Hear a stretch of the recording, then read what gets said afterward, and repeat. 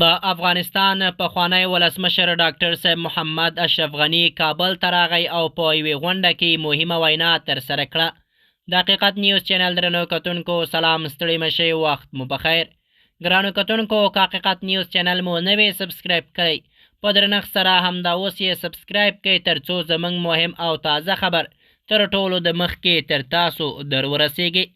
د راپورونو له مخې د افغانستان پخوانی ولسمشر محمد اشرف غني د سرپرست حکومت د دفاع وزیر ملا محمد یعقوب مجاهد په غوښتنه کابل ته رسېدلی او په پلازمینه کابل کې په یوې مهمې غونډه کې ګډون کړی دی.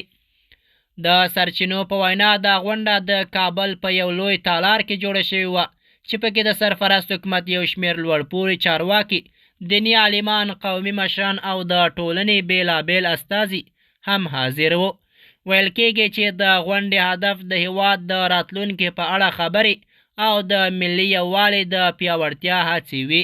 په دې غونډه کې د وینا پر مهال اشرف غني وویل چې افغانستان د ټولو افغانانو ګډ کور دی او د هیواد د ثبات او پرمختګ لپاره د ټولو افغانانو ګډ کار او همکاري ضروري ده. هغه ټینګار وکړ چې افغانان باید د اختلافاتو پر ځای د یووالي او تفاهم لار غوره کړي. اشرف غني په خپلو خبرو کې همدارنګه وویل چې افغانستان په تېرو کلونو کې له ډېرو ستونزو او کړاوونو تېر شوی دی، خو اوس د دې وخت دی چې د هیواد بیا رغونې او پرمختګ لپاره ګډ ګامونه پورته شي. د راپورونو له مخې د دفاع وزیر ملا محمد یعقوب هم په همدې غونډه کې خبرې وکړې او ویل چې د افغانستان د ثبات او پرمختګ لپاره د ټولو افغانانو همکاري مهمه ده.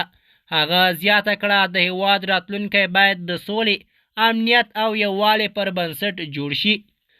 شنونکي وایي چې د اشرف غني کابل ته راتګ او په داسې غونډه کې ګډون کولی شي د افغانستان په سیاسي فضا کې یو مهم پرمختګ وګڼل شي. د دوی په وینا دا ډول لیدنې او خبرې اترې کولی شي د افغانانو ترمنځ د تفاهم فضا پیاوړې کړي. په همدې حال کې د کابل یو شمېر اوسیدونکي وایي چې دوی هیله لري د هیواد سیاسي مشران به د افغانستان د ثبات او پرمختګ لپاره ګډ کار وکړي. د حقیقت نیوز چینل درنو کتونکو زموږ د نن ورځې چمتو شوی خبر تر همدې ځای و، تر بیا مو په الله سپارم.